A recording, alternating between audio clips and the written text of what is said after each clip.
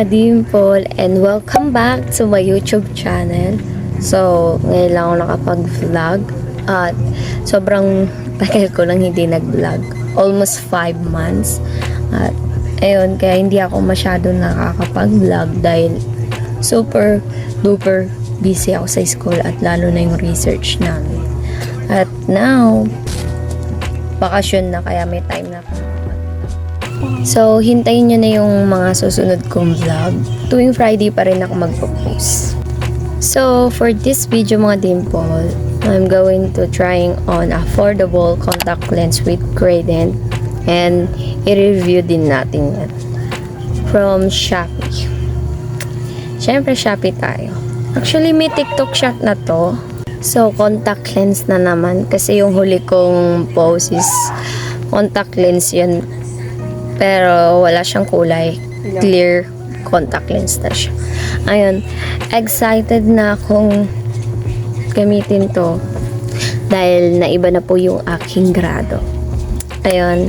So mga dimple, let's start. So, eto na yung contact lens. Actually, 3 lang naman yung binili ko. Ayun lang. Char. So, etong sinasabi ko, meron na tong TikTok shop.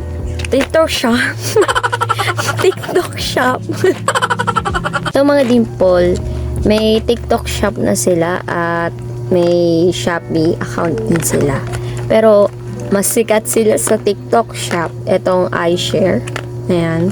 At binili ko yung mga bestseller nila. Itong Black Spot Brown, OMG Gray, and OMG Brown.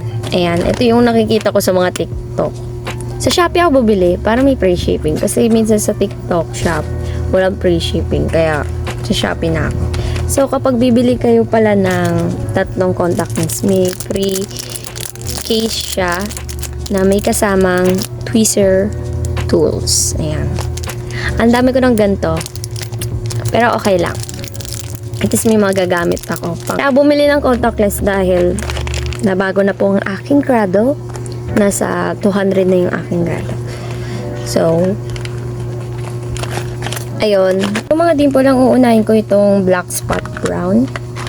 So, babalikan ko kayo mga dimple kasi bubuksan ko to. Kasi kakadating lang to kanina.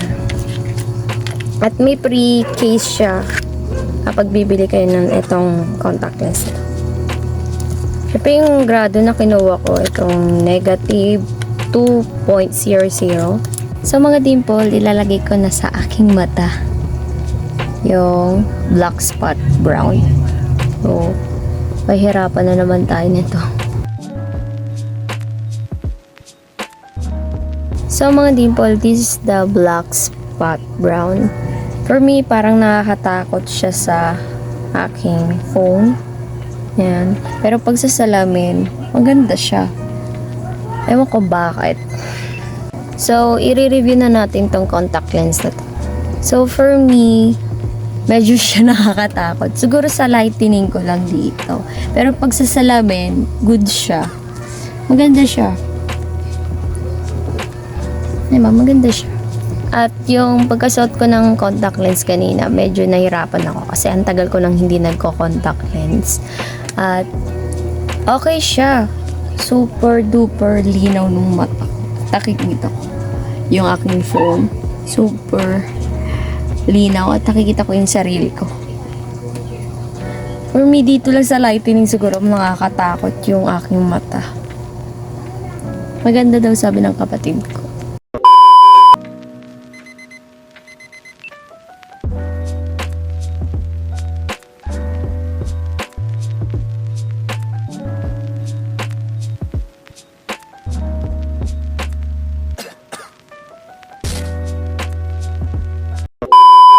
So next, this is OMG Brown. So ang ganda niya. Ang ganda niya. Parang siya yung contact lens ko na DNA Taylor Brown. Parang ganun siya, pero magkaiba lang sila yung design ng pinaka-contact lens. Ang ganda niya. Ang ganda ho. Sobrang gaang nitong contact lens na to at super linaw ng mata ko.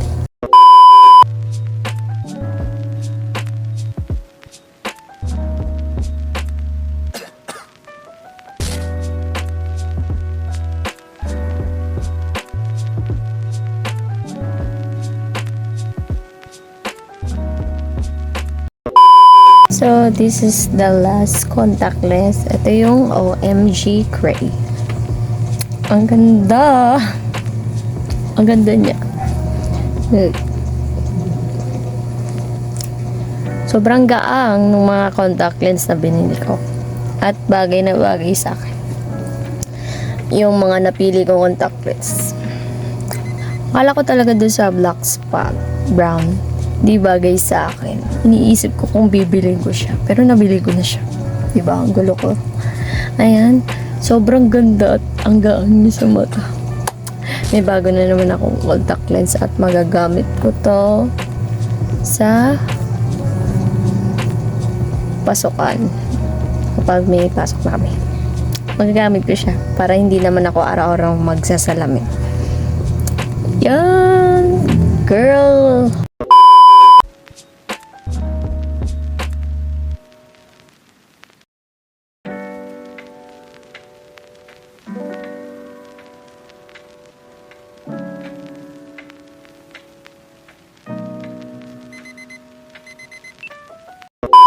So, that's it mga dimple. Ayun.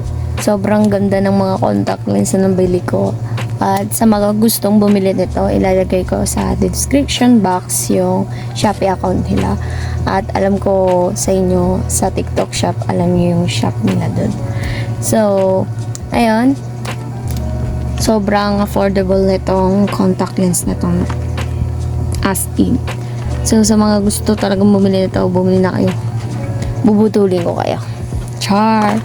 So, ayun. I hope you enjoy my vlog. Don't forget to like and share and subscribe.